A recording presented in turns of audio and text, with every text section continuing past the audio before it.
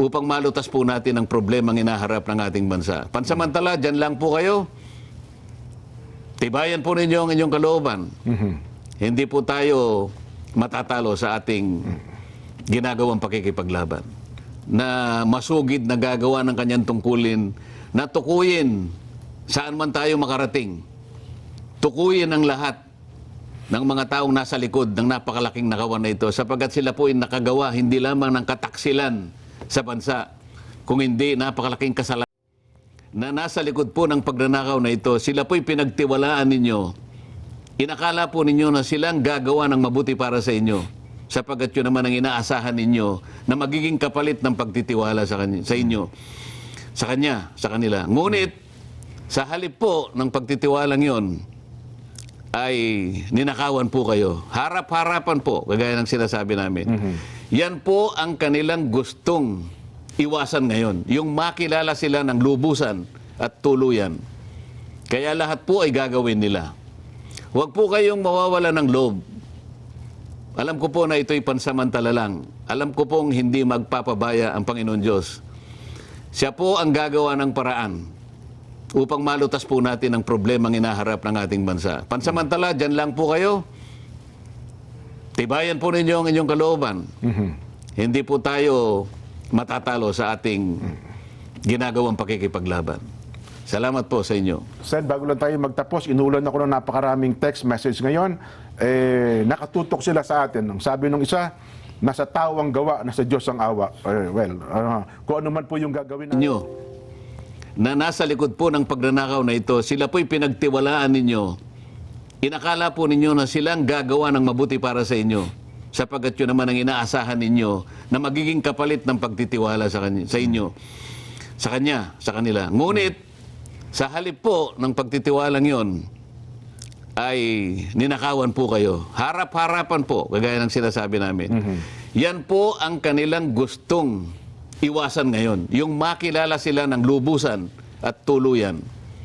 Kaya lahat po ay gagawin nila. Huwag po kayong mawawala ng loob. Alam ko po na ito'y pansamantala lang. Alam ko pong hindi magpapabaya ang Panginoon Diyos. Siya po ang gagawa ng paraan upang malutas po natin ang problemang inaharap ng ating bansa. Pansamantala, dyan lang po kayo. Tibayan po ninyo ang inyong kalooban. Hindi po tayo matatalo sa ating ginagawang pakikipaglaban. Salamat po sa inyo. Sen, bago lang tayo magtapos, inuulan ako ng napakaraming text message ngayon. Nakatutok sila sa atin. Ang sabi ng isa, nasa tao ang gawa, nasa Diyos ang awa. Kung ano man po yung gagawin natin. Na masugid na gagawa ng kanyang tungkulin, na tukuyin saan man tayo makarating.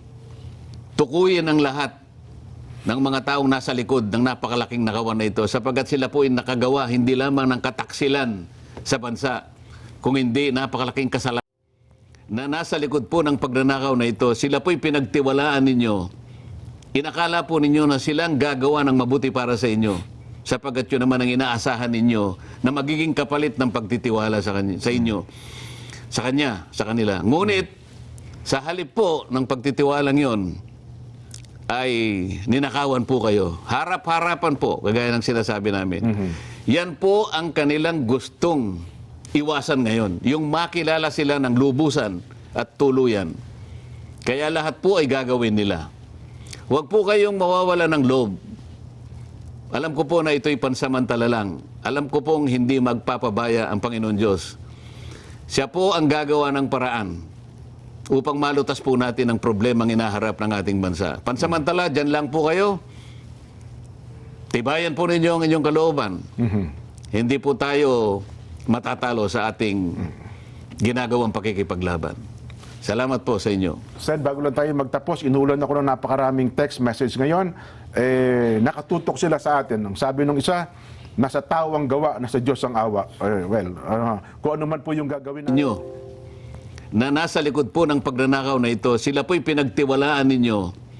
Inakala po ninyo na silang gagawa ng mabuti para sa inyo, sapagkat yun naman ang inaasahan ninyo na magiging kapalit ng pagtitiwala sa inyo, sa kanila. Ngunit, sa halip po ng pagtitiwalang yon, ay ninakawan po kayo. Harap-harapan po, kagaya ng sinasabi namin. Yan po ang kanilang gustong iwasan ngayon. Yung makilala sila ng lubusan at tuluyan. Kaya lahat po ay gagawin nila. Huwag po kayong mawawala ng loob. Alam ko po na ito'y pansamantala lang. Alam ko pong hindi magpapabaya ang Panginoon Diyos. Siya po ang gagawa ng paraan upang malutas po natin ang problemang inaharap ng ating bansa. Pansamantala, dyan lang po kayo. Tibayan po ninyo ang inyong kalooban. Hindi po tayo matatalo sa ating ginagawang pakikipaglaban. Salamat po sa inyo. Sen, bago lang tayo magtapos, inuulan ako ng napakaraming text message ngayon. Nakatutok sila sa atin. Ang sabi nung isa, nasa tao ang gawa, nasa Diyos ang awa. Kung ano man po yung gagawin natin,